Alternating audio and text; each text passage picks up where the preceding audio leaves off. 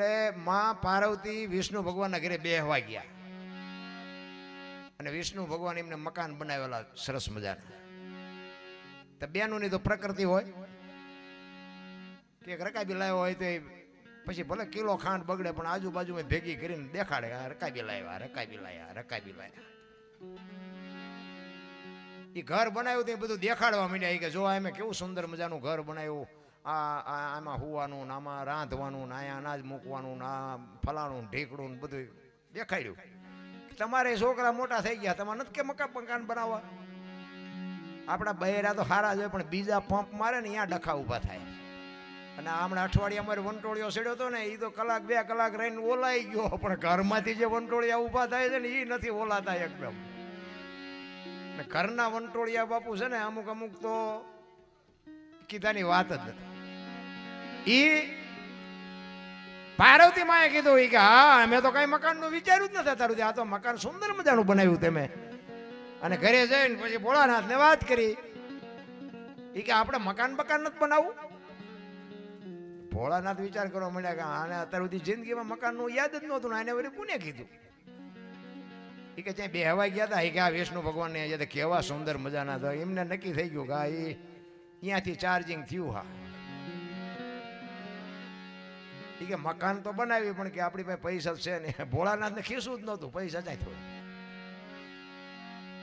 એટલે કે કામ કરો, એક ભભૂતિ હું તમને આપું અને ભભૂતિ વિષ્ણુ ભગવાન પાસે જાઓ અને વિષ્ણુ ભગવાનને કહો કે ભભૂતિની ભારોબર થોડું હોનું આપે. એના પૈસા લઈને મકાન બનાવી ભભૂતિ આપી અને પાર્વતીમાં જાય છે. એટલે પાર્વતીમાં કીધું આટલી ભભૂતિ જ દે. એ કે પણ આટલી તો લઈ જાઓ પછી કઈ કરશું. વિષ્ણુ ભગવાને કીધું કે આ ભોળાનાથે આપી છે ને આના ભારોભાર અમને હોનું આપો. તો કે આટલું જ કે હા કે અત્યારે આટલું આપો ને. હવે ભોળાનાથની ભભૂતિ મૂકી, બાપુ એ ઊંચી થાય. વિષ્ણુ ભગવાન હોનાના ઢગલા મીડ્યા કરવાના, આમ ગાડા મીડ્યા જવા ભરી ભરીને ભોળાનાથના ઘરે હોનાના ઢગલા થયા. ભોળાનાથ કહેવાય એટલું બધું હોનું છે ને ઈંટો પાણાની શું માથાકૂટ કરી, હોનાનું જ બનાવી નાખીને કે શું હોનાનું બનાવ્યું. અને તેથી આ રાવણ છે ને હારામાં હારો વિદ્વાનમાં વિદ્વાન બ્રાહ્મણ રાવણ, એને વાસ્તુ પૂજન કરવા બોલાવ્યો. વાસ્તુ પૂજન કર્યું ને પછી ભોળાનાથ પાર્વતીને કહે છે કે આ ભૂદેવને શું આપણે દક્ષિણામાં આપશું? એ કે એને રાજી કરી દો, જે માગે એ કે જો જે માગે એ આપીશું, વાંયથી પછી ડખો ન કરતા. અને આપણે પ્લાસ્ટર કર્યું તો બૈરા નથી આમ બાપુ હમાતા. એમાં હોનાનું મકાન, એમાં પાર્વતીમાં જેટલા હરખાણાય છે. એ કે જો એ માગ છે ને હું આપી દેજો, પછી વાંય દેખાડો ના ના કે એને રાજી કરી દો. આ સુંદર મજાનું આપણે મકાન બન્યું. ભોળાનાથ ગયા કે બોલો ભૂદેવ શું આપું? એ કે પ્રભુ તમારે જે આપવું. ના ના એ કે તમે માગો એ આપું છે. કે બાબા પ્રભુ આવું એક મકાન મને બનાવી દો ને. તો કે તથાસ્તુ, આ તારું. ભોળાનાથ આવ્યા પાર્વતી માં પાસે કે હાલો કે જૈનભાઈ કે મહણિયામાં. એ કે કેમ કે આ ભૂદેવને આપી દીધું મકાન. એ કે શું કામ આપી? કે દેકારો ન કરશો, તમને પૂછીને ગયો તો. હવે એ કકડાટ ન કરાય, આપણે ઘરની વાત ઘરમાં રખાય. એટલે માય વિચાર કરવા મને ખરેખર મને પૂછ્યું તું, મેં જ કીધું તું જે માગે મકાન માગ્યું ને આપી દીધું, એમાં ભોળાનાથનો વાંક નથી. અને પછી માં પાર્વતી બાપુ રાવણ પાસે જઈને કીધું ભૂદેવ ભૂદેવ મેં માન મકાન બનાવરાયું ને તમે લઈ લીધું ને, પણ કાંઈ વાંધો નહીં, પણ ઈ મકાનને જો એક દી ભડકે ન બાળું તો હું શક્તિ નહીં. તમારે લખવું અહીંયા લખી લેજો, એક દી મારે અહીંયા આવવાનું છે માં ભગવતીને, એટલે અહીંયા જવું પડ્યું.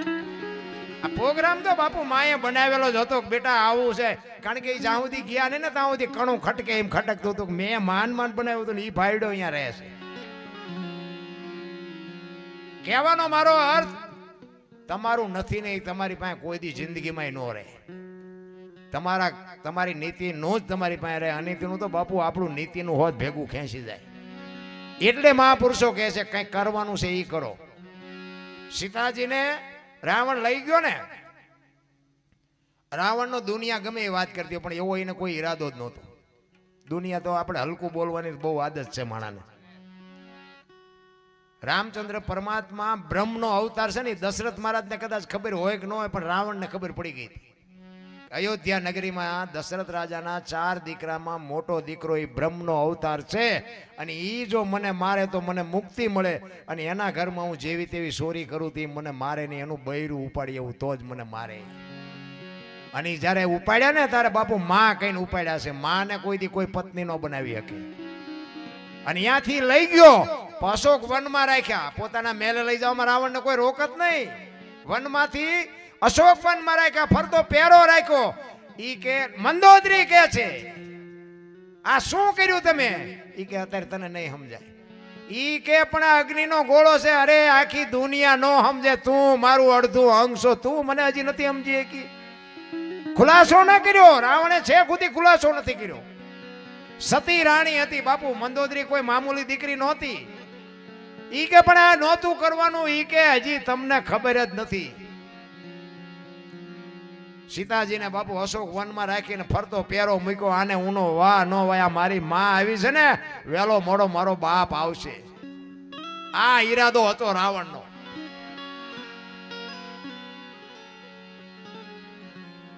બાકી તો બધાએ ઊંધું ચિતરી નાખ્યું છે એટલું તો મારી પાસે. રામાયણ તો રામાયણ છે મારા રામ. રામાયણ તમે એક ઘરમાં તમે નાનું મોટું પુસ્તક રાખો ને બાપુ, અજુક તો કોઈ દી પ્રસંગ ન બને. રામાયણ ની એટલી તાકાત છે રામ.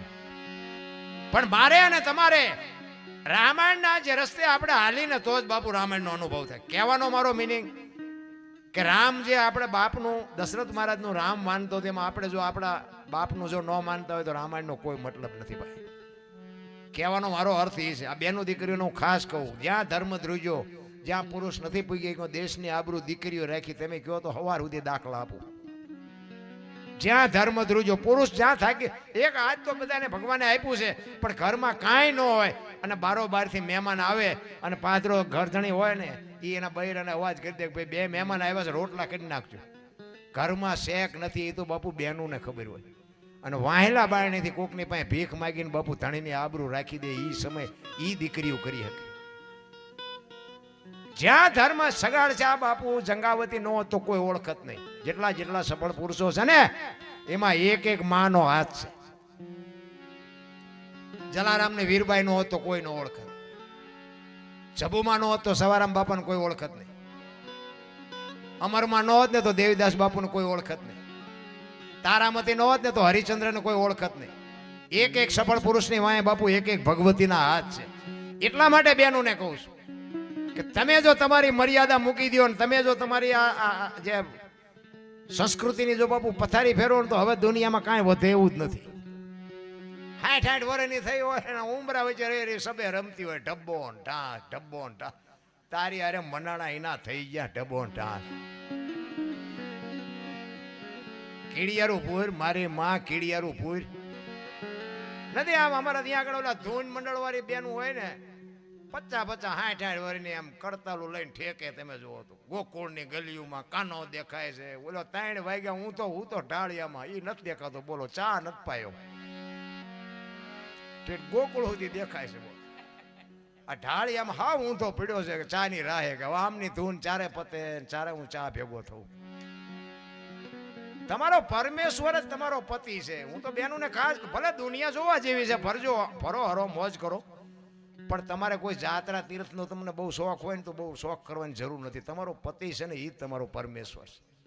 અને ત્યાં તમારું જો લક્ષ્ય હશે ને બાપુ, તમારું જિંદગીમાં કોઈ દી તમારો મોળો દી જ ન ઉગે, ઉગતો હોય છે ભલામણ.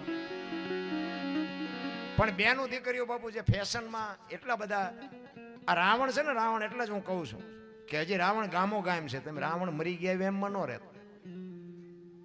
એટલે દેહના પ્રદર્શન ન હોય, દીકરીઓ માટે ન હોય. એમ મારી વાત કડવી લાગે તો માફ કરજો, પણ સંસ્કૃતિને બચાવી છે તો બાપુ દીકરીઓ જ બચાવી શકશે. બાકી આ મોટી કરીને અમારા ઘરે બૈરું અમને ગળે સોંટે તો ઘરે જઈને સીધો ભડકો થાય તો અમારે તમને ગોળીઓ પાવી પડે ને. એ હાથ પેટમાં દુખે નહીં આવી એમ તો કહેવાય નહીં અમારે ઘરે કપાતર છે. આ તમે હમણાં હાથની હથેળીમાં રાખો ને પછી તમે એમ કોઈ આવ્યા હોય હું એમ કહું હાલો ચા પાણી રોટલા સિવાય જવાય. અને હું આમ ડેલામ લઈ જાઉં અને રહોડામાંથી હાણેશું લોટા મંડે ઉડવા, મારે ચિંતા જવું.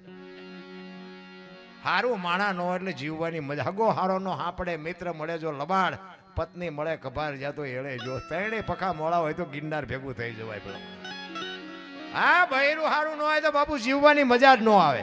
હું તો બેનું ને કહું, તમે તમારું જે તમારા મા બાપે ગોઠવું ને એ બાપુ હવા વી ગણી લ્યો. તમારે તમારો એક દી તમારો મારો નાથ રાજુ આવે આવે ને આવે. કોઈને કાયમ સુખે નથી રહેતું ને કાયમ દુઃખે નથી રહેતું. બધાને બંગલા ને ગાડીઓ ચાથી હોય, બધાને ન મળે. એમ સમયની હારે હાલવાની વાત છે બસ. બાકી તો બાપુ છે ને રામ ને કૃષ્ણ જેવા આ દુનિયાને છોડવી પડે, આપણે છોડવી પડે, એમાં કઈ બહુ મોટી વાત નથી. એટલે રાવણ બાપુ અહીંયા લઈ ગયા પછી સીતાજીને કહે છે તમે કહો તો તમને હોનાની અંગૂઠી કરાવી દઉં, કહો તો હાર કરાવી દઉં, કહો તો ચૂડો કરાવી દઉં, પણ રામનું તમે નામ છોડી દો. સીતાજી કે એ નહીં બને. જો પતિવ્રતા નારી બાપુ અત્યારે બધા વાતો કરે છે, પણ પતિવ્રતા નારી બની કે ન બની કે એવી કોઈ મારી વાત નથી. પણ એના માટે બાપુ લોઢાના સેડા સાવવા પડે અત્યારના સમય માટે. એટલે વાતો કરે છે ને કર્મની, મને એમાં ટપા નથી પડતા. બધા કે કર્મ હારા કરો તો સારું ફળ મળે અને ખરાબ કરો તો ખરાબ મળે કે છે બધા. પણ આ ભક્તિ કરે એવડે દુઃખી છે, દુનિયાના બૂસ મારે એ સુખી છે. શું સમજવું? મિથિલા નરેશની દીકરી બાપુ માં ભગવતી સીતા લગ્ન નો થયા ને ત્યાં સુધી બાપુ એક દી એને દુઃખ નો નથી ઉગ્યો. અને અયોધ્યાના મહારાણી બન્યા પછી આ દુનિયા છોડીને ગયા ને ત્યાં સુધી એક દી સુખનો ન ઉગ્યો. દીકરીનું શું કર્મ હશે? વિચારવા જેવી વાત છે. રામચંદ્ર પરમાત્માનું અડધું અંગ હતા, જેવા તેવાનું બૈરું નહોતા. અખિલ બ્રહ્માંડનો માલિક જેનો પતિ હોય છતાં એને આખી જિંદગીમાં હારો દી ન ઉગ્યો. શું એનું કર્મ? રામ જેવા રામને 14 વર્ષ વનમાં રખડવું પડ્યું, એમના શું કર્મ હશે? દ્રૌપદીના ચીર લૂંટાતા ત્યાં કોણ નહોતું? કાળના જડબા ચાલીને ઉભા રાખે એવા પાંડવો હતા, મહાપુરુષો બેઠા હતા. એ કઈ અત્યારે મોઢું નોકરી કઈ દીકરીનો શું ગુનો હતો આખી દુનિયાને ખબર છે. શું એનું કર્મ શું? મને કોઈ આ બધા વાતો કરે, કોક ને કઈક વાગે ભાંગે કે ઈ તો એના કર્મ. પણ આ કર્મ સમજાવો તો ખરા કેવી રીતનું છે? અખિલ બ્રહ્માંડના માલિક કૃષ્ણ પરમાત્મા આખું વિશ્વ જેને બનાવ્યું હોય, તમારું મારું સર્જન કર્યું, એને ખબર ન હોય કે આ બેસ તો ભીલ મન બાણ મારશે, એને ખબર ન હોય. 14 બ્રહ્માંડનો અધિપતિ કૃષ્ણ પરમાત્માને ભીલના બાણથી વિંધાવવું પડ્યું, એનું શું કર્મ હશે? અરે થઈ થાવીને થાશે એવો ત્રિકાળ જ્ઞાની મહાપુરુષ ગંગાનો પુત્ર ભીષ્મ છેલ્લે બાણની પથારીમાં હોવું પડ્યું. કાલ શું બનવાનું ઈ ન ખબર હોય. એમના દૂત એને લેવા આવે અને દૂતને એમ કે અત્યારે વ્યોજા 6 મહિના પછી આવજે. આવો સમર્થ ને સિદ્ધ પુરુષ ઈને છેલ્લે બાણની પથારીમાં હોવું પડ્યું. ગંગા જેવી જેની જનેતા બાપુ કેવી માં હશે? પોતાના મૃત્યુને રોકવું એટલે કૃષ્ણ પરમાત્માની પ્રતિજ્ઞા તોડાવે બાપુ. કુરુક્ષેત્રના મેદાનમાં 18 દિવસનું યુદ્ધ થયું ને, એમાં કૃષ્ણ પરમાત્માને કહી દીધું. કૃષ્ણ પરમાત્માને પહેલા તો કીધું કે તમે જે પક્ષમાં હોય પક્ષ કોઈ દી હારે નહીં, પણ હવે દુર્યોધનનું અનાજ ખાધું છે એટલે મારે હવે એનો સેનાપતિ બન્યા વગર છૂટકો નથી. કૃષ્ણ પરમાત્મા કે ના ભાઈ ના, મારે કાંઈ હથિયાર બથિયાર ઉપાડવાનું નથી, હું તો અર્જુનનો રથ લાવનાર સારથી છું. આ તો તમારા ભાઈઓનો મામલો છે, તમારે જે કરવું એ કરજો. અને ભીષ્મ મનોમન વિચાર કરે છે, બીક તારી એકની જ લાગે છે ભાઈ કે આમાં કોની તાકાત હતી કે મને કોઈ જીતી શકે? તું સામે 100 ને એટલે જ બીવું છું, બાકી આમાં તો દડે રમે એવું કરી નાખું ઘડીકમાં, કોઈનો લાંબો હાથ ન થાય મારા એવો બાપુ મહાપુરુષ ભીષ્મ. અને કૃષ્ણ પરમાત્માને પ્રતિજ્ઞા લીધી કે ગમે એવું યુદ્ધ જામ્યું હોય છે ને હું હથિયાર નહીં ઉપાડવાનું. તરત જ ભીષ્મ પિતાએ બાપુ પ્રતિજ્ઞા કરી હો.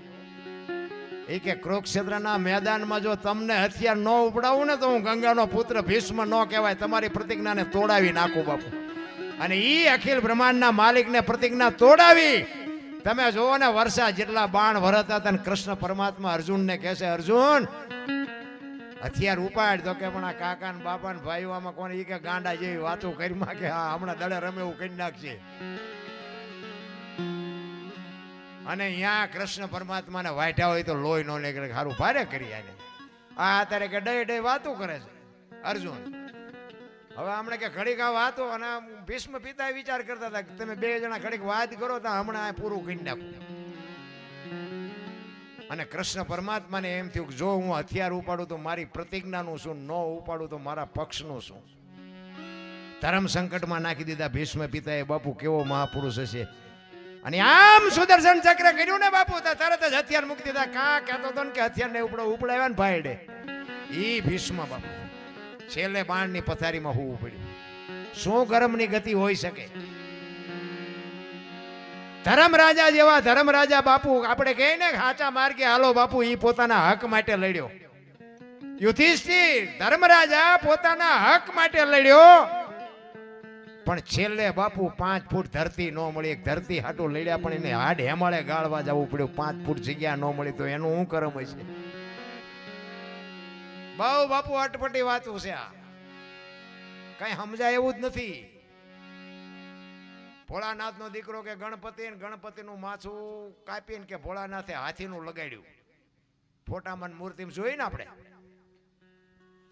તે હું એમ કહું છું ઓલું કાપ્યું ત્યાં જ નહીં પડ્યું હોય, હાથીનું કાપ લગાડ્યું. આ મગજમારી વાળું છે. મને હમણાં જ એક ભાઈએ ફોન કર્યો, આ વિડીયોના માધ્યમથી કોઈક બધા જોતા હોય ને, મને કે બાબુ એક તમારું કામ હતું. મેં બોલો. મને કે આ તમે ઓલો હાથીને માથાની કે વાત કરો છો, એ કે ખરેખર તો કે હાથીનું લગાડેલું મૂર્તિમાં ફોટામાં છે એટલે સત્ય જ હોય, પણ કે એમાં કે સમજાતું નથી. કે તમે જે કહો છો એ કે ખરેખર માણાના શરીર ઉપર હાથીનું માથું ફિટ ન થાય. તો કે છે શું હકીકતમાં? મેં કહ્યું તમારા ગુરુ છે? એ કે ગુરુ છે. મેં તો એમને પૂછ જોજો. પણ કે અમારા ગુરુ એટલા જ્ઞાની નથી. મેં તો તમારે બહુ પૂછ જોજો. હું કાંઈ તમારો ગુરુ નથી. મેં બધાને જવાબ દેવા હું નથી બંધાણો. આ ભક્તિ કરવામાં સારું નથી હો. કેટલાય લોહી પીવે છે બાપુ, આનું શું આનું શું. મેં ઘરના છોકરા હાસવો ને મા બાપની સેવા કરો. બહુ આમાં ઊંડો ઉતરશો ને બીડીઓ ઠૂઠા વીણતા થઈ જઈશું. પેલા મેં જન્મ્યા, પછી જન્મ્યા બડા ભાઈ ધામધૂમથી મારા બાપા જન્મ્યા, પછી જન્મી મારી માં. આવું હોય? વાહ ભાંગી નાખે ને કોક. પેલા હું જન્મ્યો, પછી મારા મોટા ભાઈ, પછી મારા બાપા ને પછી મારી માં. અમે કહીએ છીએ કે આવું હોય. તમને ન સમજાય તમારો પ્રશ્ન છે. આની માટે સદગુરુ જોવે. એમ નામ કોઈ નહીં. તમારે ભણવું એટલું ભણો, વિદેશમાં જાઓ, જ્યાં પ્લેનમાં રખડો એ પ્લેનમાં રખડો. બાકી અમારી વાત તમને નો બેહે. અને જો બેહી જાય તમે અમને બોલાવો. તમે એટલા બધા કઈ હારા નથી, તમે અમને પૈસા દઈ દો છો. હું હનુમાનજી મહારાજનો ઉપાસક છું, રામદેવજી બાપાનો હનુમાનજીનો બેનો ઉપાસક છું. આ આપણો જો મેળ પાડ્યો ને તો આ બે જ આપણો મેળ પાડ્યો છે. નકર આપણને તો કા ઉપર વ્યા જાવ ને કા માઇલ પાવ તમારે ન હોત. હા, હું સત્ય કહું છું. આ બધા પીરિયડમાંથી હું પાર થયેલો છું. આ પહેરેલા હગા નથી થતા ને આપણા છે ને એ આમ માર્ગ મૂકી દેતા હતા. પછી આ ભજનનો માર્ગ તમને કોઈને હુજવાનું જ નથી, કારણ કે પૈસા જ એટલા છે. અધર માથું જ નથી કરી શકવાના તમે. આ હાકડીમાં આવ્યા વગર હનુમાન ચાલીસા આવડે જ નહીં. હાકડીમાં આવે પછી જ હનુમાન તમને યાદ આવે. અને તમે હાકડીમાં આવો ને હનુમાન ચાલીસા ચાલુ કરો તો હનુમાનને ન ખબર હોય જિંદગીમાં બોલ્યો નથી, મયથી એકલો. રોજનો રિયાઝ જોઈ બાપુ, એ આવીને ઉભો રહે. 100%ની વાત છે. અને અમે વાત સાંભળી, અમને હમણાં ભાઈ કહેતા હતા એ કે અમારે પહેલાં નાની મૂર્તિ હતી ને અત્યારે વધે છે. ખરેખર હનુમાનજી તો વધે જ છે 100%. અમારે અહીંયા 3 મૂર્તિ એવી છે, 3 જગ્યાએ એવા મંદિર છે. એક તો મારા ખેતરના શેઠે છે, વર્ષો પુરાણી રાજાશાહી વખતની. અને કોકને સપનામાં આવ્યા ને કીધું કે આમાં માયા છે. એ માયાની ખબર પડે એટલે કોઈ દીએ જાય નહીં ને કોઈ ભાગ પડાવે. આપણે આખું બધાને આખું જ ખાઈ જવું છે. પછી ગળે રેને ઉલટીયું કરે તૈયારી. રાતે જ્યાં ખોદવા 4-5 જણા જ્યાં સવારે 7 ફૂટ ખોદ્યું ને પછી બાપુ ભડાકો થયો ને પછી જે ભાગ્યા જોડા પડ્યા રહ્યા અહીંયા. અમારે એવા હનુમાનજી છે. એ બાપુ મૂર્તિ નાની હોય જતી અત્યારે મારા જેવડી છે. કોક વાર આવો અહીંયા હું તમને દર્શન કરાવું. મારા ખેતરના શેઠે છે. કહેવાનો મારો મિનિંગ હનુમાનજી બાપુ અષ્ટ સિદ્ધિ નવ નિધિ કે દાતા અસબર દીન જાનકી માતા. બાપુ માં ભગવતી સીતાજીએ એને અજર અમરનું વરદાન આપ્યું છે. કારણ કે સતયુગ પૂરો થયો ને કળિયુગ આવ્યો ને, તે કળિયુગ ને આડા હનુમાનજી ઉભા રહ્યા કે કળિયુગ ને હું આવવા ન દઉં. ભોળાનાથે કીધું એ કે હનુમાનજી વિધિના લેખમાં તમે માથું મારો માં. એ કે નહીં, કળિયુગ ને જો આવે ને તો મારા રામનું કોઈ નામ ન લે. કળિયુગ નથી આવવા દેવું. ભોળાનાથે બહુ સમજાવ્યા કે નહીં, તમારું અપમાન થઈ જાય, તમે વ્યા જાઓ, કે હું કળિયુગ ને નહીં આવવા દઉં. અને પછી ભોળાનાથે કીધું કે હનુમાન તારી જે ભક્તિ કરે ને એને કોઈ દી તકલીફ નહીં થાય. તું બાકી કળિયુગને આવવા દે, વિધિના વિધાન છે. અને આજે બાપુ હનુમાનજીની જે ભક્તિ કરે ને એને વાંધો નથી આવતો. આ તમે ત્યાં તમારા બજરંગ યુવક મંડળ છે ને એને આપણી ગેરંટી કોઈ દી અને અમે હનુમાનને ભલામણ કરશું કે આવડામનું ધ્યાન રાખજો. આ 100%ની વાત છે બાપુ. આ એની ઉપાસના છે. હમણાં ઓલી દીકરી એવડી દીકરી હતી ગાતી હતી ને આપણે બધા સામું થાકી રહ્યા હતા ને. આપણે આવડા ઢાંઢા થયા તો આપણને હનુમાન ચાલીસા ન આવડે, કઠણાઈ ન કહેવાય. અને તમને એટલું બધું લાગતું કે એટલું બધું હેલું છે. તમારું ગામ છે ને અહીંયા આવીને કે આમાં જયા બોલાવો તો તમને ખબર પડે કેટલું અઘરું છે. લોહીના ધબકારા વધી જાય એવડી એક આ દીકરી કેવડી છે. ધન્યવાદ ન દેવાય. આટલા જણા હોય છે બાપુ મોઢું ફાડવું એટલે અમે તો જો કે નાક કાન ઘરે મૂકીને જ આવી છે. અમારે તો કાંઈ છે જ નહીં.